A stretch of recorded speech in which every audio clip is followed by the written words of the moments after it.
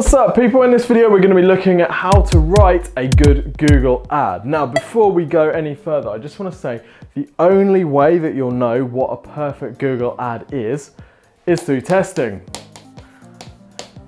You're going to need to test different ad copy, different headlines, different calls to action, different extensions, and only through doing that you're going to find out what the best ad that you can run for your business is. But that's not a particularly useful answer, so let's forget about that and let's look at some best practice stuff to begin with. So this is all based on our experience running ads for hundreds of businesses in every imaginable market around the world. So what are the components of a good ad? Well, the first thing that you want to do, give this a nice title.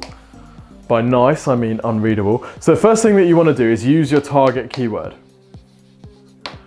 So we've been talking about dentistry throughout this series. If you're targeting a phrase like cosmetic dentist, you want the target keyword cosmetic dentist in your headline in your ad usually, because that's going to register with someone. Ah, yeah, that's what I looked for.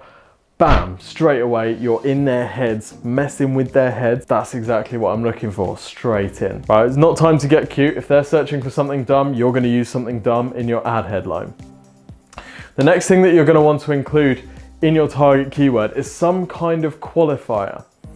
Right, so this might be location if you're a local business, it might be prices from if you're selling a high-end product, it's just basically anything that you can do to filter out people which aren't going to be a good fit for your business, because this is going to improve the quality of the traffic that you're getting through to your site.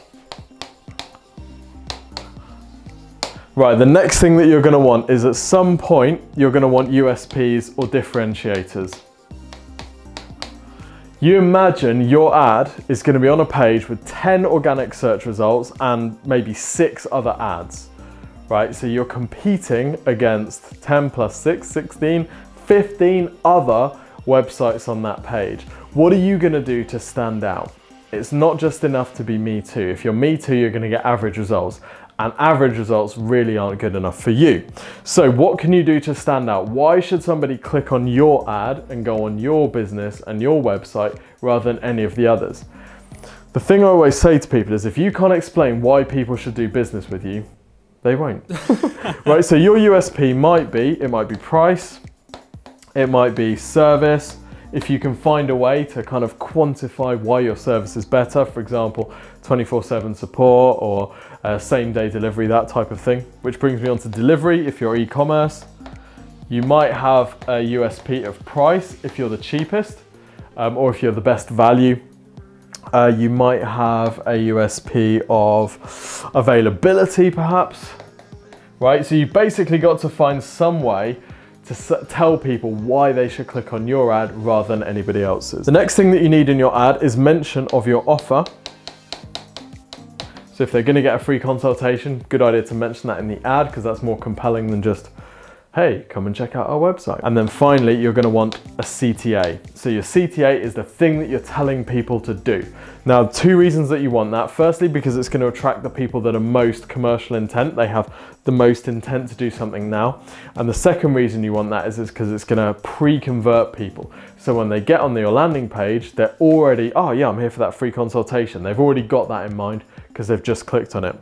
Now, as a rule with Google Ads, when you're on the search results page, you'll see that there's like a blue headline, and then you've got the green website address, and then you've got some black text. I can't draw black on black. So let's say that this is the black text, right?